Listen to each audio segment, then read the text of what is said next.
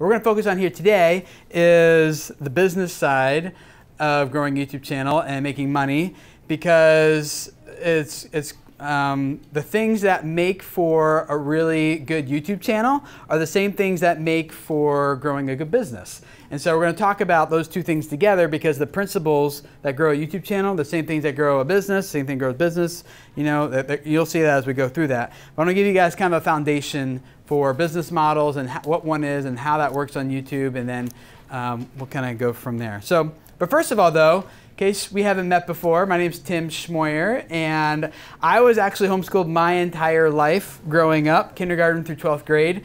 This was back in the 80s when no one was doing it. I remember going to homeschool conventions back then in Harrisburg, Pennsylvania, and my dad would speak at those. This is my first time speaking at a homeschool convention, so it's kind of like full circle, I guess, in some sort of way. But yeah, so this is us doing homeschooling when I was a kid. I'm the one on the couch making the weird face. And yeah, so I was homeschooled my whole life, really liked it. And then one of the things I benefited most from the homeschooling experience is that I didn't learn just how to like remember information. I actually learned how to learn, you know? And I learned how to take something that was a problem, figure out a solution, and study it and research it. And I think that's gone with me my whole entire life. I graduated, obviously, went on to Bible college and seminary, and was a youth pastor for 12 years. But while I was in seminary, this website came out called YouTube. And March 2nd, 2006, I uploaded my very first video. Called Test Video. You can tell I put a lot of creative energy into this thing, right? 31 seconds long. It was like one of those 8mm cameras. You remember the camera that used like magnetic tape that would get eaten every once in a while and you lose everything, you know? Yeah, and so I was like, well, I wanted to introduce this girl I was dating to my family back home in Pennsylvania when I was in Dallas. And so today we would know them as vlogs, but back then that wasn't a thing. It was just being awkward in camera with, you know, in public. And so we would take the camera out whenever we go out to eat, we go out to the movies, go out to the park, and we'd just make these little videos together. And I would post them on YouTube and send the link to my parents back home and other family and say like, here's this girl I'm getting to know. And then something creepy happened. Other people started watching too. And I was like, you know, this is MySpace days when, like, if anyone found out your real identity and your name, they would come hunt you down and it'd be really dangerous, right? And so I was a little creeped out, like, who's CatLicker69 and why are they watching my videos, you know?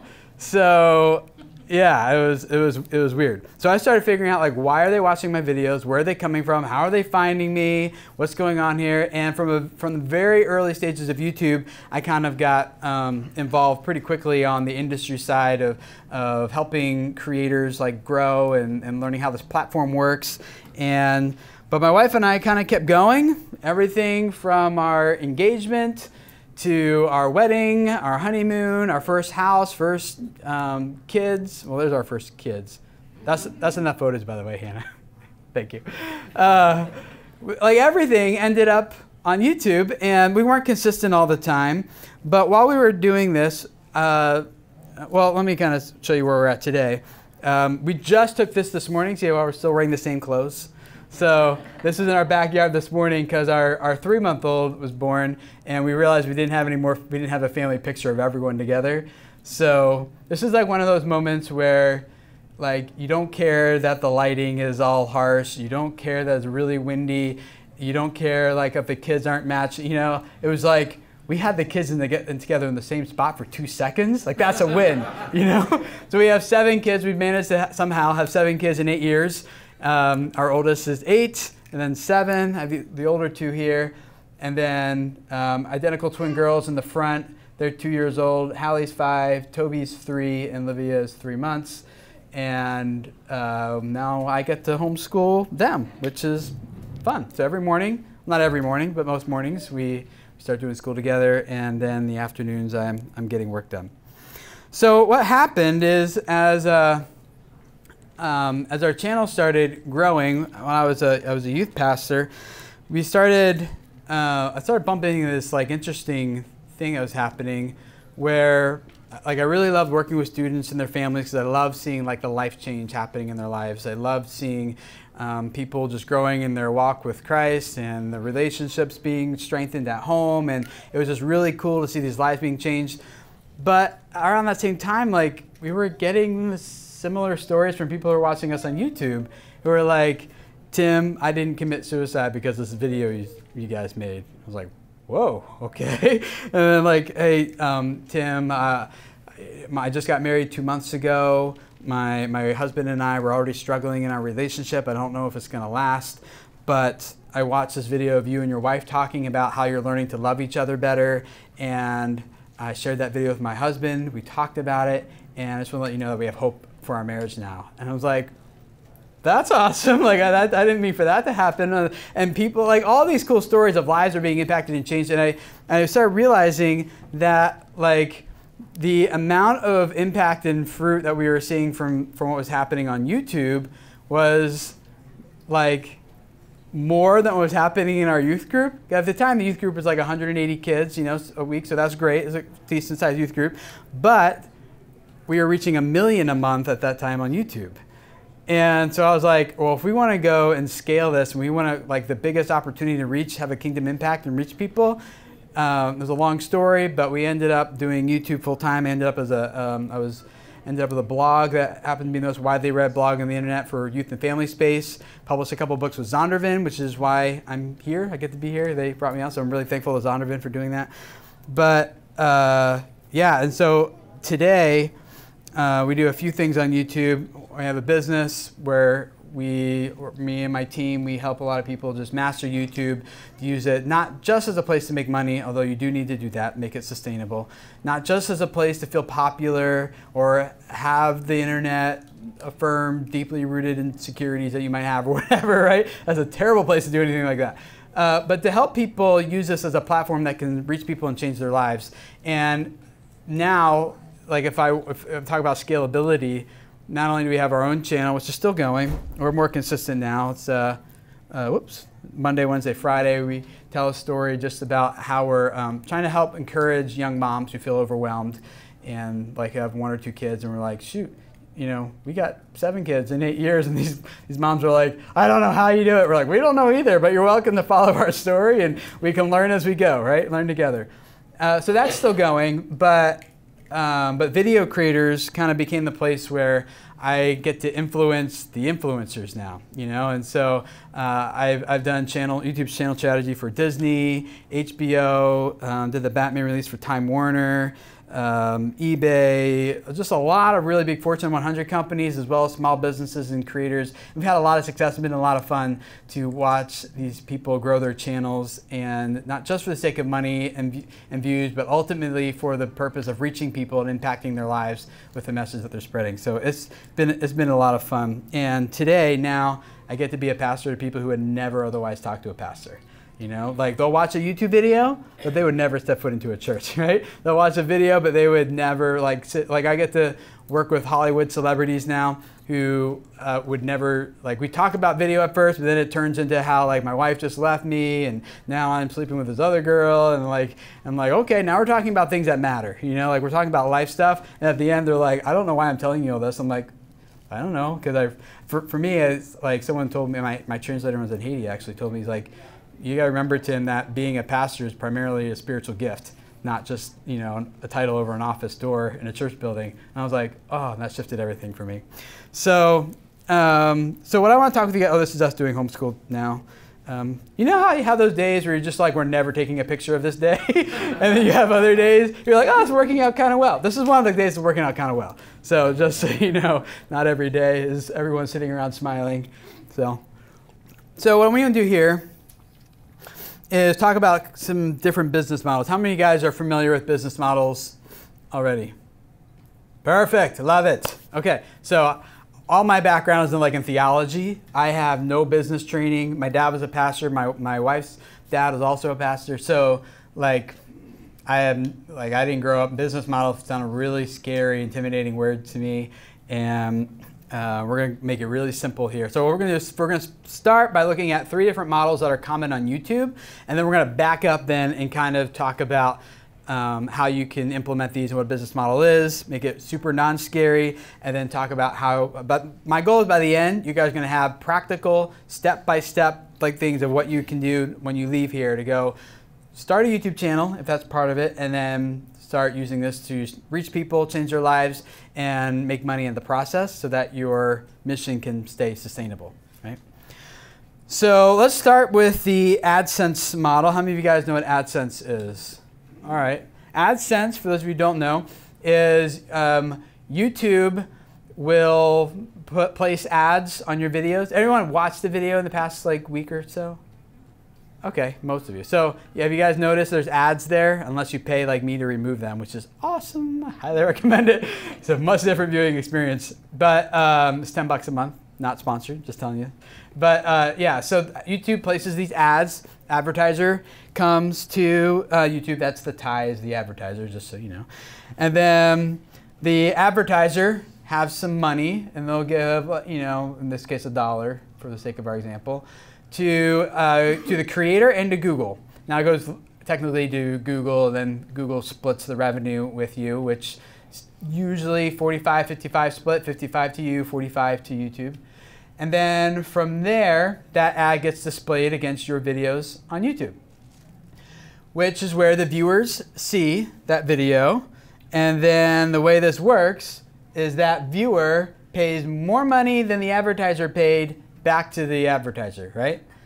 So you can see how like this would not work if the viewers ultimately didn't engage with the ads and pay the advertiser. Like advertisers would stop paying, right? Because the way marketing works is like if I want to put $1 in, how do I get $5 out, basically? Otherwise, why would I put $1 in, you know? So that's the AdSense model, and there's a lot of creators. It's like the main thing most creators go after. They will, yeah, just kind of bank on trying to get a lot of views, and you can do it. I have friends who do very well with this model, but you need a ton of views to kind of make it kind of work something. YouTube doesn't like it when I say this, but I'll tell you anyway. I work with YouTube as a client of mine, so I get to work with them directly with their discovery teams, and I just finished writing the curriculum that their employees use to train their top creators and stuff. So just submitted it 2 weeks ago. So, but I will tell you, just for very rough math, like in terms of this model, you're looking at about every 1,000 views on YouTube will get you roughly, very roughly, all these disclaimers I'm giving you, very roughly around $1 or $2 per 1,000 views. So, and some niches are different. Like if you're going after gardening will have much more competition and advertisers bidding for eyeballs, so that might be higher. If you have like a kid audience, like there's more competition there. So it can go up as high as $12-ish per 1,000. But if you're getting started, you're typically going to see around the $1 to $2, $3 range. Okay, so that's what I mean. You need a ton of views to make it worth like a full-time income. Here's a second model, and this is another model that a lot of creators go after because it pays better, and that is the advertiser comes straight with a little bit more money. You know, they come straight now to the creator. They've cut out the middleman, Google, and they pay the creator directly to integrate that brand into the YouTube video, which then the viewers watch, and then the viewers pay more money back to the brand. Okay, so this is a little bit more costly for the brand, but the creator makes more money because it's more valuable. So in this case, it's not an interruption like the ad that was beforehand. Like you're just waiting, you're hovering over that skip button, you know, or maybe it's a non-skippable ad. You're like, come on, like I just don't want, you know. Sometimes you leave the video. So this is actually a little bit more valuable because the ad is integrated directly into the content. It's also more valuable because the creator is lending their voice and their credibility to the brand. And it's more fun to watch because the viewers are getting to watch their favorite creators, which they like doing, and they don't mind that it's a commercial. They don't care typically if the brand is integrated into that. And it also makes more money because there's no middleman.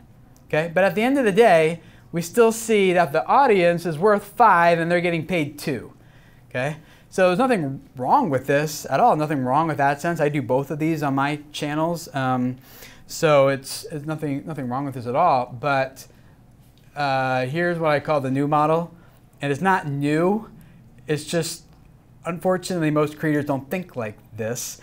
Most creators, when they come to YouTube, they think of it like, oh, I can just put some videos on and make some money, or I can just like grow a big audience and have other people pay me to make videos. When you see this, you're going to be like, it's going to make total sense. But it's a difference between like this is how entrepreneurs think. So now the creator's wearing the tie. They're the brand. They're the actual business person now who's making their own videos. It goes to their own audience. The audience has the $5 and gives it right back to the creator. Okay? So this would be like an actual business model where, like the others are business models, but the others were more like media companies, that kind of business model where it's all advertising based.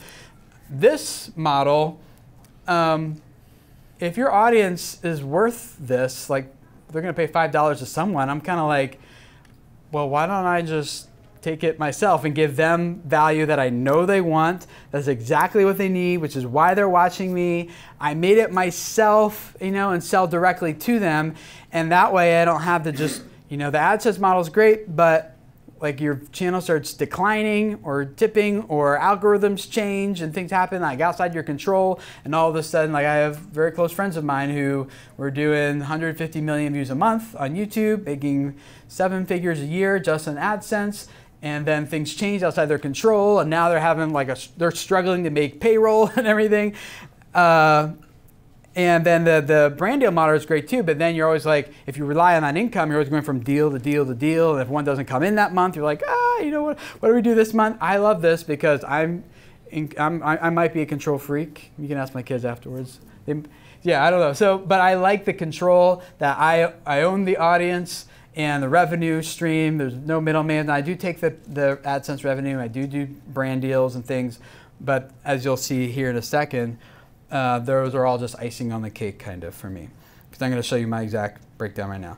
So for me, you know, as a channel that might have like millions of subscribers, 28 million views a month or something, I personally, all channels combined and stuff, I have about 500,000 subscribers. We're doing about 3 million views a month, and we generate more revenue than those big guys do.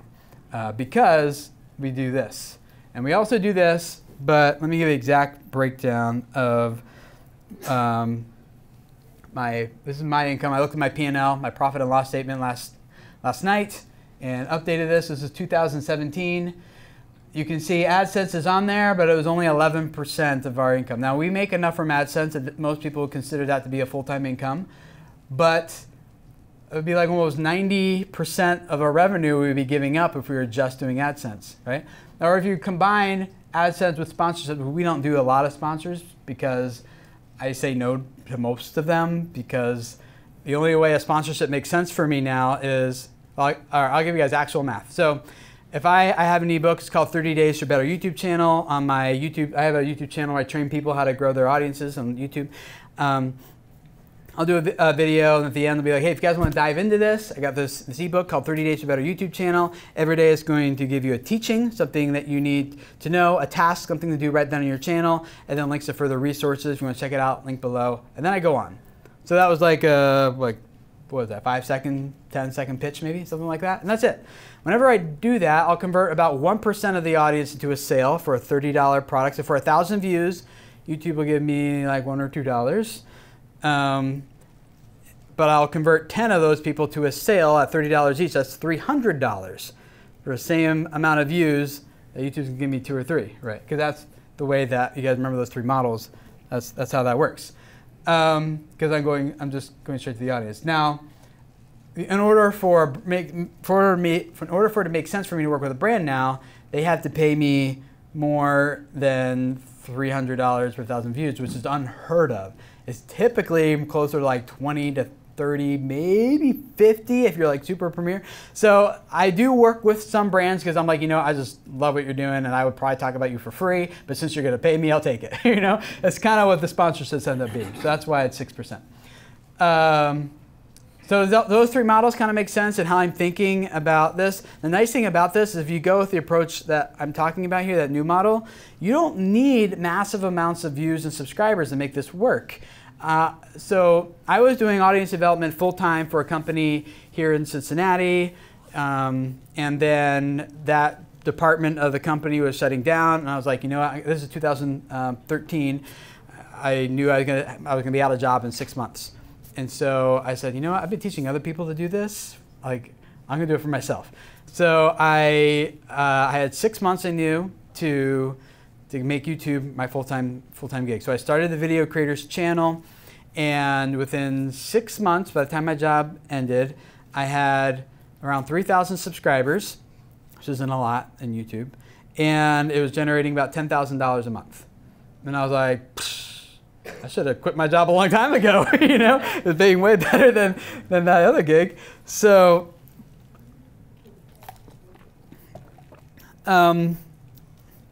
yeah, so like, that's just how it works. All that makes sense. I can give you more examples, but that's kind of why I want to push you guys and help you think about not just how to make videos and kind of passively take revenue, which can and be a part of it, but ultimately we want you to think about this and in terms of developing a business around this, okay? Because if it's an advertising-based model, your product is actually your viewers' eyeballs, right? And so in order to make enough money at this, you need more and more eyeballs, and the more eyeballs you get, then the more money you can make. But that's eyeballs are cheap though. So, all right, so that's my income. So what is the business model? Let's kind of back up. And this is I'm stealing this to give credit where credit is due. Can I footnote myself? Right here, business model generation. Now, I'm like one of those guys, just like the creative type of person. Like anything with Excel spreadsheets makes me like get really sleepy. So I'm really glad that there's accountants and business managers on my team now who get to do all that. But when I found this book called Business Model Generation, and look at it, it's got like big fonts, lots of pictures, colors. I'm like, all right, here's my kind of business book, right? And so this is exactly what I needed to really understand business. So I highly recommend it. But this is how, in Business Model Generation, they define a business, which made sense to me. Is a business model describes the rationale of how an organization creates, delivers, and captures value. Now, most creators already have business models going. They don't even realize it because they're creating value and they're delivering value all day long. They're just terrible at capturing value. And so we're going to go through a couple of these things and we're going to kind of come back. Here's an overview of what a business model is, of the things that needs to happen in order to be a business model. The first thing is you need to know who your target audience is. Like, who is your most ideal YouTube subscriber and thus your most ideal customer, right? Who is it that you want to reach? So you really need to know this. We're going to come back to this in a second, but you really need to know this. Excuse me. A lot of people just kind of focus on trying to get lots of subscribers and more subscribers, and while that's great, loyal subscribers are a lot more valuable from when you own your own business model than from a passive AdSense revenue model, because the loyal subscribers are the ones who want to watch your video. They're like, skip, skip, skip. Like, let's skip me to the video. I want to see so-and-so's latest thing. Whereas if it's like your audience is loyal to you, they know, like, and trust you, that's when they're more likely to make a purchase. So you also need to know the value proposition. Value proposition is a fancy way of saying, why should someone care about you? So who is it you're going after and why do they care? Right? And this is the value you propose to deliver to your target audience. These are so important because they also the things that grow a channel. We'll come back to. Channels, we'll go through these kind of quickly here. Channels are, this is how you communicate and reach your target audience to deliver your value proposition. So in this case, it's YouTube, social media, email list, podcast, website, you know, those types of things. Those are your channels. The customer relationships, these are the type of relationships you build with your target audience. And so your content in this case is what's building your trust, your credibility, respect, inspiration, admiration, like the relational, emotional aspects of like, yeah, I would make a transaction with that guy. He knows what he's talking about, or that girl, like she's solid. I don't think she's like, you know, I know, like, and trust her. I want the value she's providing because of that relationship. Revenue streams, we're going to come back to this one too. These are the different avenues where you collect money for delivering value. So this would be the advertising on your channel. This would be sales, sponsorships, licensing, speaking gig, products you sell. Those are the revenue streams. Then you need key resources, and these are the assets you need to have in order to reach your audience, deliver and capture value. And that would be like your camera, your internet connection, yeah, if you have accountant people on your team, like just key resources you need in order to continue providing that value proposition. The key activities are, and this is true of every business model, I'm just kind of putting it hopefully into YouTube context for you, which these are the tasks you need to do in order to reach your audience and deliver and capture value, which would be the shooting the videos, editing them, publishing them, replying to comments on YouTube, promoting on Instagram, growing an email list, all those types of things. And then you have key partnerships. And this is the network of people who make it possible for you to reach your audience, deliver value, and capture value. So that would be like attending trainings like we're doing here. If you're going to collaborate, work together with another creator to cross-promote each other's audiences and promote and feature each other. Shaking hands at networking events, those types of key partnerships are really important. And then finally is cost structure. And these are all the costs and expenses that are required to reach your audience, create value, and deliver value. So that would be like the travel you paid to come here, the payroll for people on your team, buying new equipment, all of those types of things. So you can go to business, just search for business model generation, and they have this cool PDF, which is really helpful for me when I got started, and you can download it for free. I'm not sponsored by them. They don't even know I'm talking to you about this. I'm just telling you it's like a helpful, it's not a YouTuber thing. You just got to always get those disclosures, I guess. But yeah, so you get this and you download it and you just fill out, you answer the questions that are too tiny for you to see right here, and you just fill it all out, and it gives you a really solid foundational framework for what you need to do in order to make your YouTube channel and your business sustainable and generate revenue. So here's what mine looked like. You can see the date in the upper. This is February 15th, 2013. I put this on my iPad and I just scribbled it all out. No judging the handwriting, it's just, it is what it is. So that was what my first one looked like. So let's come back. We're going to talk about the most three important ones of these and the reasons why the target audience, the value proposition, and the revenue streams are most important is because these are the same things that grow a YouTube channel. So we've been talking about like business stuff, but in order to grow a YouTube channel, you need to have a target audience. Who is it that's going to care about your videos? And then you need to have a value proposition for your YouTube channel, which is, why should someone care about your videos? We're just talking about the product now is the video, and the customer is basically the subscriber or the viewer on YouTube, right? So the same things that get someone to consume a product from you and make that transaction are the same people who are going to make a transaction with you on YouTube, except for the transaction here is watching your video. Does that make sense? So let's go through each of these here. Target audience. So there's a couple thneed that need to happen. Any good channel strategy, in order to start growing, you need to have a specific target audience. What you need to do is you need to make this viewer feel like, oh, like where have you been all my life? Like I've been looking for, I'm so glad I found your channel, subscribe, watching every video you do. That means that your target audience has to be specific. So it can't be, like, and I see this happen all the time, a lot of these family channels, for example, are like, well, we just want families to watch our videos. That's great. Like what kind of, oh, anyone, like with anyone with kids? Yeah, sure. You know, well, some people consider their dog to be part of their family. Does that count? You know, it's like you got to get specific here. Who is this? Because if it's just generic videos going after a generic audience, you're going to get very generic results, right? So you need to create something when they watch your videos for the first time, they're like, oh, I'm so glad I found you. Yes, you know, and so make it specific and then make it 3 times more specific, okay? And then you got to even make it deeper.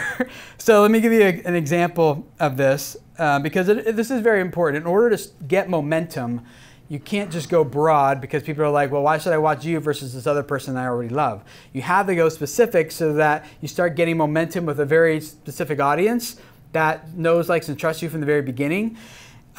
So when I started Video Creators, the business that now works with a lot of creators, helping them grow their audiences, I was like, okay, well, I know I want to reach creators, but I want to work with video creators, specifically YouTube creators, And then even then, like, to be honest with you, the money in that is going with the small businesses who are paying this from a business perspective. And I did that with a lot of Fortune 100 brands.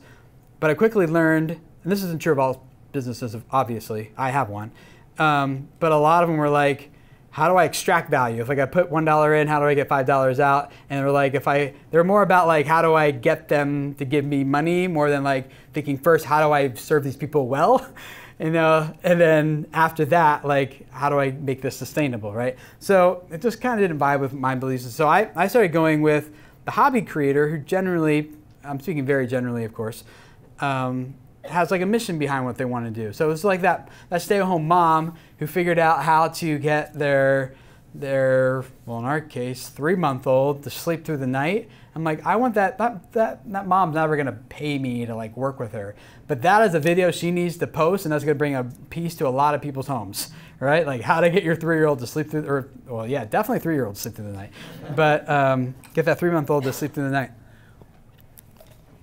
Or the middle school, 9th grade gamer who's, again, never gonna pay me to work with them, but they're gonna sit there and gonna grow this community. And I've seen this happen many times where there's like this kid will sit there just playing video games, but while he's playing video games on YouTube, he's talking about how he's getting bullied at school, and then there's all these people, all these kids in the comments saying, yes, me too. And this kid, without even knowing it, is giving hope and making these other kids feel like there's a way out, and like it's not just me, and like and I'm like, that needs to happen, you know. So that's why I started doing this on YouTube. And so that's to go a little even narrower. That's like the hobby creators, like who I really love working with. Although I do work with a lot of brands and things too, and I love, you know, some of these brands are doing amazing things. Like Disney, I can give you a last example. Disney was a great experience. So not every brand is that, but I'm just saying. That's from the perspective of my YouTube channel, that's who I was targeting, was that specific person. So that makes sense? I start here and I kept going down, down, down. Now, here's a little hack. Not really, it's not a hack, but you say hack, everyone listens, so. There's a little tip for your YouTube titles, by the way. Anything like hack or secret or, you know, whatever, people are like, woo, watch that video. But if you target yourself, like if you are in your target audience, then like this becomes a lot easier because you know that audience intimately. So for me, when I started Video Creators, there wasn't anyone else making educational videos about how to grow on YouTube. And I wanted that. And so like, well, no one's doing this, so I'm gonna go make the channel that I wish I could be watching right now. And now I started, well, yeah, that's a whole other story. But yeah, so target yourself if you're in your target audience and you know that person's struggles, their pain points, their questions, their issues, and all that. And you do a couple things. One, the more specific you get, the more competition you eliminate. So if you're just going after gamers or music or education or whatever, you're in a big crowded pool. But when the more specific you get, the more when someone who's exactly in your target audience finds you, they're gonna latch on because you're like the only channel that's doing that, right? And then a lot of people are a little, oh, well there you go, now you can see it. And then usually the question people have here though is, but Tim, like I need to reach a lot of people. How, like I can't make this too specific because what about all these other people that could be a part of this, but maybe not? And you'll reach a broader audience than you think you will. So, you know, like on our family channel, we're targeting young moms, but based on the number of emojis we get in our YouTube comments, there's a lot of little girls watching too, right? So they have whole conversations in emojis. I don't know what they're saying, but they're there. So, yeah, so you'll reach a broader, you're not eliminating other people. You just got to make someone, like you get momentum. It's like from the beginning, you got to make someone feel like, yes, this is for me. So the reason like I got to work with some of these bigger brands is because they see, Tim, I see what you're doing with your channel there, and we like it. Can you help us do that on our channel? Like, yeah, absolutely. They're not in my target audience, but they're still watching and learning. Okay, so that's target audience. Let's talk about value proposition from a YouTube standpoint. So this is the statement, the value proposition of your channel. This is the thing that gets people to quickly understand who you are and why I should care. Well, not who you are, that's different. This is why I should care, just mostly. This is the value proposed to deliver to your audience. Now, we're not gonna hurt anyone's feelings here. I think we all understand that we consume content selfishly. Like all you guys are here, not because you care about Tim Schmoyer, but because you wanted to hear the value I'm hopefully delivering to you, right? Whenever we watch a YouTube video, we do the same thing. If it's not valuable enough, we click away. There's 20 other videos right there competing for our attention, and we'll just click over to the next one. If the movie's lame, we just turn it off, right? So we consume content for ourselves. Now, I don't think there's anything wrong with this. It's just what we do to have to like filter a lot of noise from our life, right? So I don't take it personally. You shouldn't take it personally either. Just know that that's what's happening on your YouTube channel, is that people are coming to you saying, at first, now that you can grow relational value over time, but at first they're coming to you thinking, why should I care about your video? So whenever we consume content, we're kind of subconsciously kind of thinking through two questions. One, is this for me, i.e. target audience? And then two, why should I care? And we're evaluating those things. And this isn't just YouTube. This is like podcasts, books, television shows. Like this is content, radio. This is stuff. This is just how that works in general. So in order for them to know why they should care, we need to communicate that to them, but we also need to know what the answer to that question is, because that's what they're thinking. We need to be able to bring them up to speed very quickly. People on YouTube are very trigger happy to click away to that next video, so you got to hook them fast, and you need to tell them exactly like this is what we're all about, and this is why you should care. And then you need to communicate everywhere, like on your channel, to make it very easy for that first-time viewer to quickly be brought up to speed and to determine the value of your content. And so then to know like, oh yeah, like this is valuable to me and I want to keep watching, or this is why like I would want to watch the videos and then eventually maybe make a transaction with that person, buy their product. Maybe it's like a whatever it is, because that product is aligned with the same value of what the channel is delivering. So basically, in terms of transactions, the first transaction is to click play. The second transaction is to subscribe. The third transaction is to watch more and more videos. And then eventually, maybe it's a free something for an email address, and then so on, right? Leading to a sale. The best value propositions, in my mind, that I've seen work most effectively include the what aspect and the why aspect. Most people just tell their audience what they do. Hey, subscribe to my channel because I do gaming videos. People are like, yeah, you and like thousands of other people, you know? Or subscribe to my channel because I do gardening videos. Okay, that's good. Like, or subscribe to my channel because woodworking, whatever. You stop at the what. You're still just kind of pitting yourself against a lot of other competition, because I'm not the only YouTube educational channel out there. You know, you're not the only whatever channel out there. There's tons of other channels and other competitors and things. So when you include the why, what happens is you're helping people cognitively understand. Am I hat cricket now? Cognitively understand this is what I do, but now this is why you should care. So you're kind of getting it from here down to here, because as soon as people have a belief behind, like the strongest communities, online and offline, they actually don't revolve around common interests. They revolve around shared beliefs, right? So as soon as someone knows a little bit of why you're doing something, now they're like, oh, I think I like this person. Like, so I'll give you an example here at Video Creators. It's master YouTube, spread your message. It's not master YouTube, make more money, although there are lots of people who do that, like that is their value proposition. And they will grow faster than I will every day, and that's fine with me because I'm more interested in something else. And I tend to attract those people who believe that with me because they know me for that. So it's not master YouTube, make more money, master YouTube, feel more popular, master YouTube, you know, whatever else the case may be. It's master YouTube, that's the what, and then spread your message. Like reach people and change their lives, that's the why. And so when people hear, like I end up, most of my clients and things I work with now tend to have, not all the time, but tend to have more of a mission. And what's even cooler is that the clients I work with, sometimes they come on as a blank slate, and I get to help frame how they look at this, right? It was a few years ago, YouTube brought me out to New York to speak at one of their advertising summits to like McDonald's and Levi's and Walmart, and like all these big brands are there, and they brought me to speak to them. And I'm like, this is a massive opportunity for me to help like these big national campaigns think about giving value instead of just extracting value, and start thinking about not just what are we doing, but why does this matter? What impact does this have on people's lives? What message are we ultimately spreading? And like, and when brains pick up on that and they start doing this, then they grow infinitely faster, because it's what you're doing, the head plus the heart. So So I could talk about that all day long. But for the sake of time here, because I want to leave enough time for questions. Well, that makes sense, hopefully. Let's keep going. Revenue streams here. So revenue streams, this is how you capture value. And this is where most people on YouTube especially fall short. So I'm going to give you guys a couple challenges here. How many of you guys, if you're thinking about doing a YouTube channel in some capacity, or you already have a business and want to add YouTube to it or something, how many of you guys are thinking like it's going to be an educational channel, like a DIY, how-to, tutorial, you're going to teach someone something type of channel? Raise your hand really high. Okay. How about the rest? You're thinking about making more of an entertainment channel, which would be more of like vlogging, gaming, skits, comedy. Raise your hand real high. Okay. All right, so we'll focus more on the educational aspect here.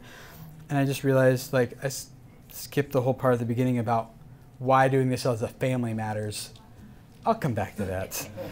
I kind of got all excited ahead of myself. But yeah, so here's my challenge of revenue streams is educational. Like, what I don't want you guys to do with this is go out and make this product, spend a lot of time, money, and energy into making this, then start growing this YouTube channel, and then your product is not selling because you find out later it wasn't really what they wanted. You thought you were going to get this person, but now you're getting that person, and like you as the expert are speaking about it differently than them as the consumer are speaking about it. So there's like this vocabulary messaging thing that's not matching up and stuff. So as an educational channel, I would say, first of all, like before you invest in the product, can you just get someone to pay you for your time?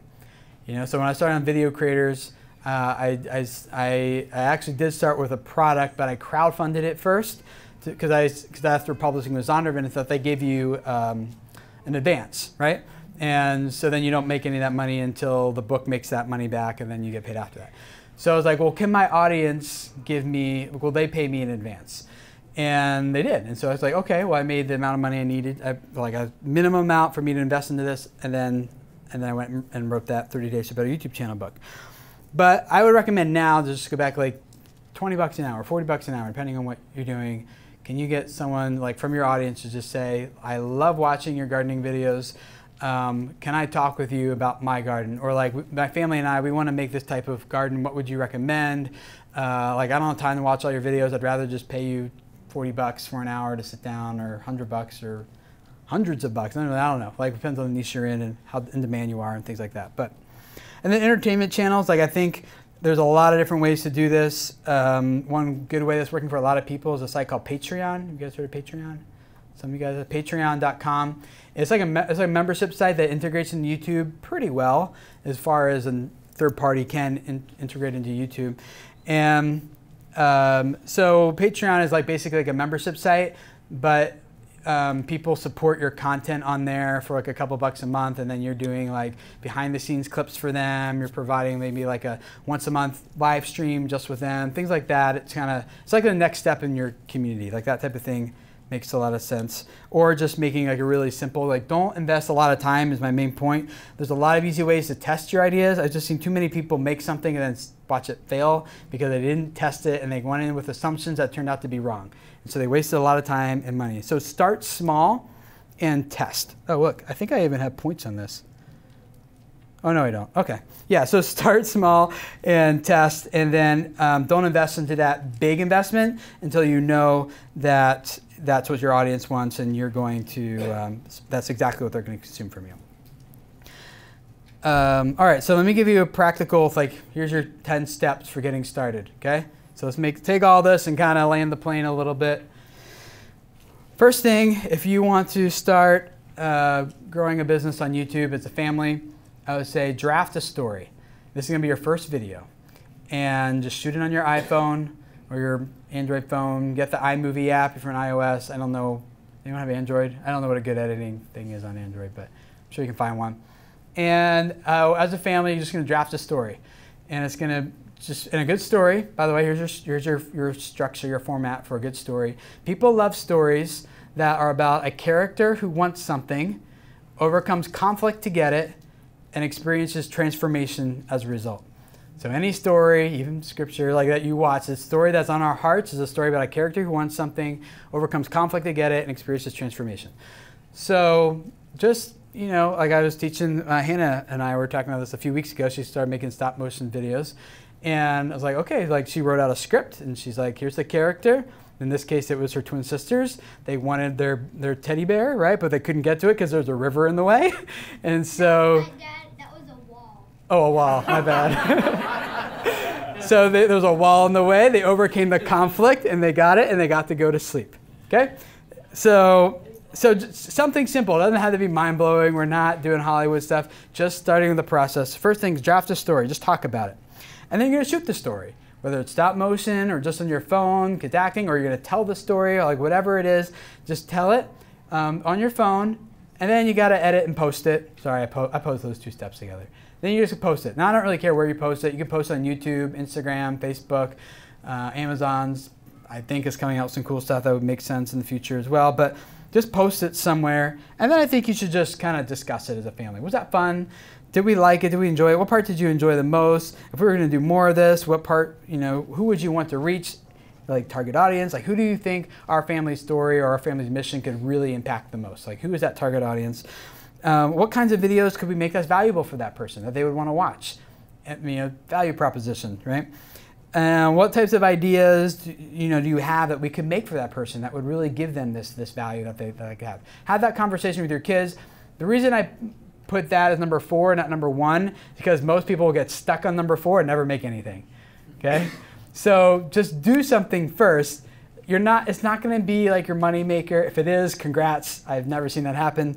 But like it's just a process of creating something as a family. Let me plug in here what I was supposed to say at the beginning, which is I really like this, like YouTube as a business model for families, because it does a lot of things to help kids and parents learn some skills together. Like you need to learn storytelling together. You need to learn video production, video editing, graphic design to make your thumbnails and channel art and things like that. Engaging with an audience and community development, business development. These are all skills that you need to learn. You can learn them together. And I think there's something really powerful when the 8-year-old is like learning alongside of the 38-year-old and like the 8-year-old gets it faster than the mom, and the 8-year-old's explaining it and the mom's like, oh, thank you. You know, like it does a lot of cool things for the relationships. I think it's also great because it's accessible. Anyone with internet connection and a mobile phone can start doing this. Like you don't need a lot of upfront capital to get started. You don't need to get investors. You don't need to break your bank account. You can just get started with what you have and start learning some of these skills. And perhaps the thing that I love the most is just starting together, like doing that creative process with my kids and exploring together as a team how we can come together and create something that we're all proud of at the end of the day. You know, when my kids are shooting some of our vlog stuff, they want to watch that. How did that turn out? And I think it's great for like the family to kind of come together around something, and really helps build those family relationships in a way that has potential to generate revenue for your family as well. So, and when that happens, well, it's like your kids become like asset generating, revenue generating, like assets for your family, which is like, sounds a little bit weird because I know we're not used to it, but let me tell you, it's awesome, you know, because we get to do this as a family as part of our homeschooling. This was my talk yesterday, so I won't repeat myself. But I think it's just really, there's a lot of value in doing something like YouTube together as a family. Yeah, okay. So then discuss it with your kids and then shoot a few more videos. Start posting them to YouTube, and at this point, you're just going to start doing that pattern over again, like making sure every video you do is delivering the value proposition to the target audience, discussing how can we improve this, how can we do it better, and then when you hit the partner program is YouTube's program for when they'll start splitting revenue with you, and right now you need 1,000 YouTube subscribers and 4,000 hours of watch time, which is the total accumulated amount of time people have spent watching your videos. And so once you join that program, then I would say you probably have built enough of an audience where you're delivering some value consistently that people are consuming from you regularly with 1,000 subscribers and 4,000 hours of watch time. Then maybe start kicking around like, okay, we have this 1,000 subscribers. We got a little bit of an audience here. What is the main value that they want from us? What are they really watching for? Are we delivering that consistently? How do we develop a product around that? What could we do that delivers, like we're delivering 1x that value on our channel right now. What could we do as a family that would deliver 10x that value in a format people are willing to pay for?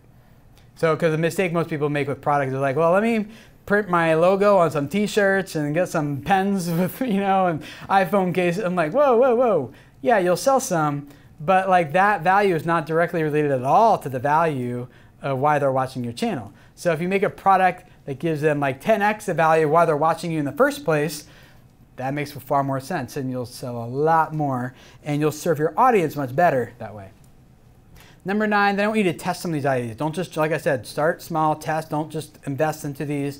Do crowdfunding campaigns. You can run some Facebook ads for like $5 to $10 just to see, do people click and give us their email address to get notified about when this product becomes available? And yes, at what rate are they converting? You know, those like, just start simple things just to test the waters. And then finally, then when you have the data you need, then go create it and start selling it, integrating it naturally into your content.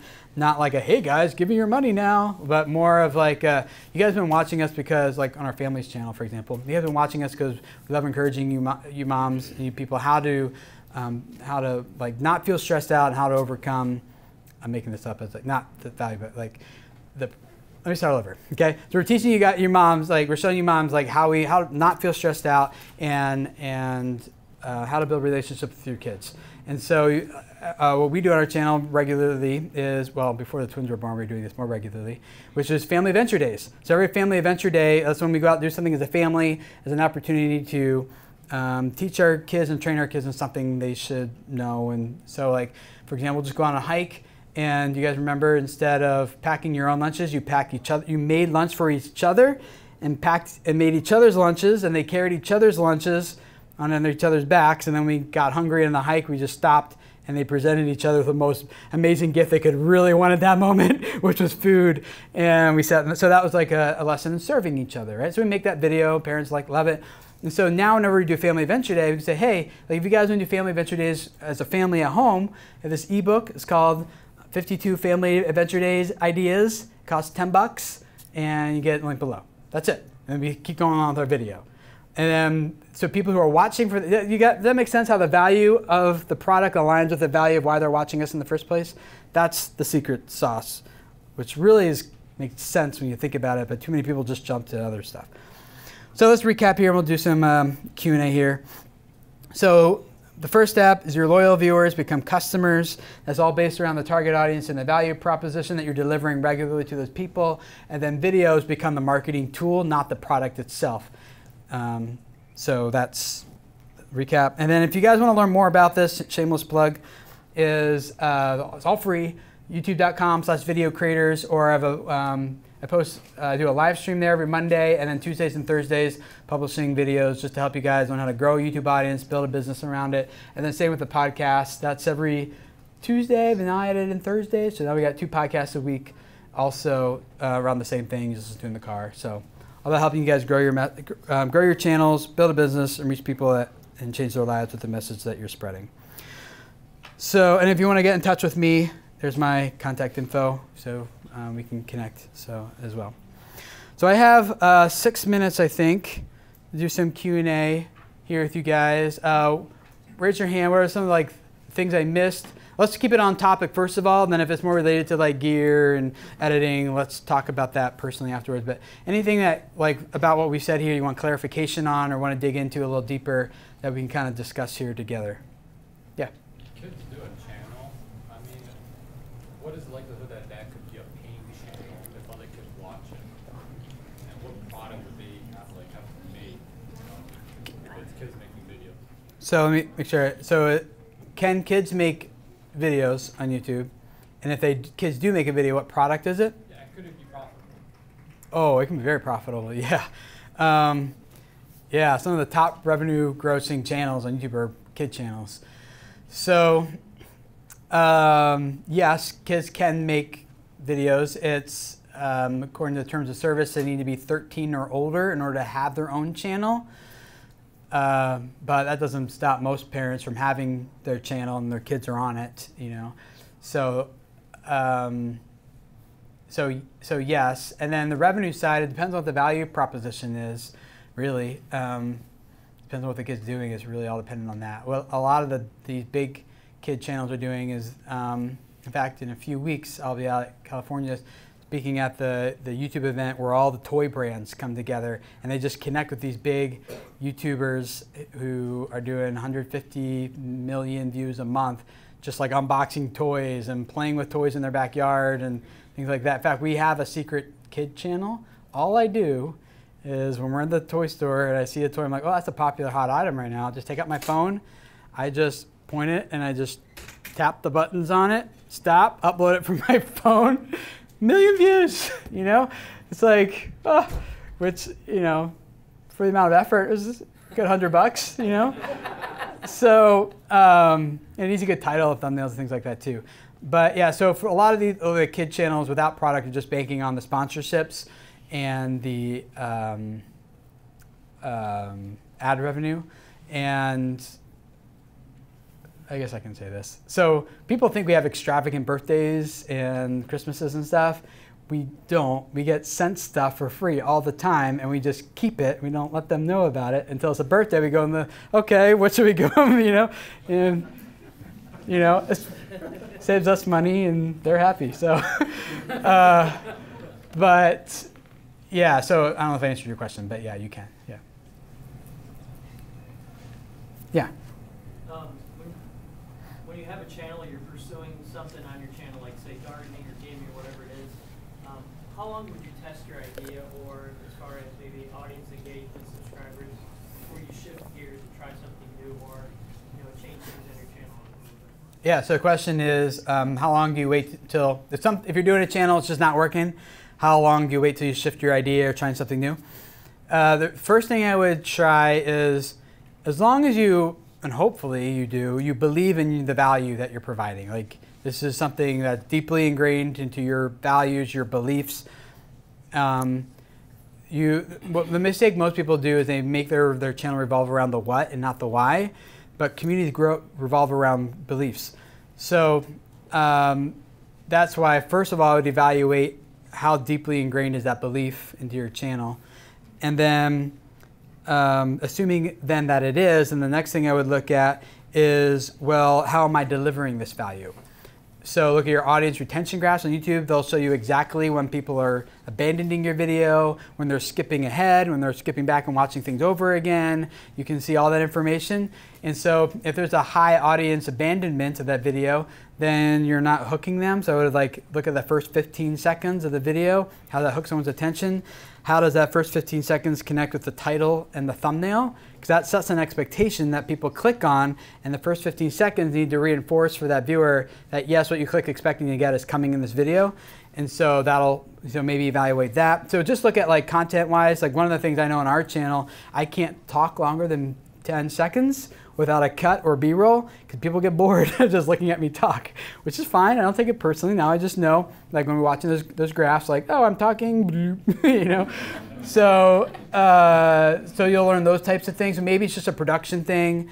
If you see that the production is, all those other things are fine, then I would start thinking, okay, let's scrap not the value itself, but how do I deliver the value? So on my channel right now, Video Creators, for a while I've just been doing talking head videos, 3 steps for this and 9 principles for that, and click here, click there to do this on YouTube type of stuff. Personally, I've been doing that for 9 years now. I'm kind of bored. But second of all, there's a lot of other people who are doing that now. And so for me, to take my channel to the next level, I need to kind of not scrap that, but come up with a new approach of how I'm delivering this value, which for me is more in telling creators stories of hey, you're facing roadblocks, here's how this creator overcame their roadblocks.